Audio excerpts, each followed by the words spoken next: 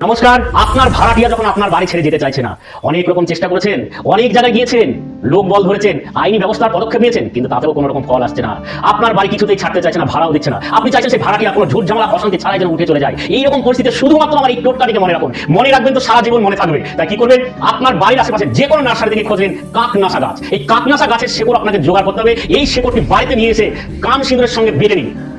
বেটে নেওয়ার পর যে পেস্ট, সেই পেস্টটি আপনি কি করবেন, যে জায়গা মানে যে ভাড়াটিয়া দিয়েছেন যে ঘর, সেই ঘরের দেওয়ালের যে কোনো জায়গায় আপনার বাড়ির ওনাদের অজান্তে একটা ছোট্ট পুতুল তৈরি করে দিয়ে আসুন। ওই পেস্ট দিয়ে একটু করে আঙুলে নিন আর সুন্দর করে পুতুলের উপর একটা বানিয়ে, যখন গৃহপ্রবেশের সময় ঘরে ঢোকার সময় যেরকম স্বস্তির চিহ্ন বা বিভিন্ন রকম শুভ সংকেত লেখা হয়, ঠিক সেই রকম ভাবে আপনি ওখানে একটা ছোট্ট ধরনের পুতুল তৈরি করে দিয়ে আসুন। তারপর দেখুন কিছুদিনের মধ্যে আপনি কোনো কথা বলার আগেই উনি নিজে থেকেই রাজি হয়ে গেছে, বা আপনার যখন দাদা বা জেঠামশাই বা কাকামশাই বলে খবর দিচ্ছে যে আমি অমুক দিনে যেতে চাইছি, বা আপনারা যে ভাড়া বাকি আছে সেটা আমি সেই দুদিনের মধ্যে মিটিয়ে দেবো। তাই এইরকম পরিস্থিতিতে যদি আপনি করতে চান, তাহলে এই টোটকাটাতে একবার কাজে লাগান, দেখুন অবশ্যই ফলাফল পাবেন।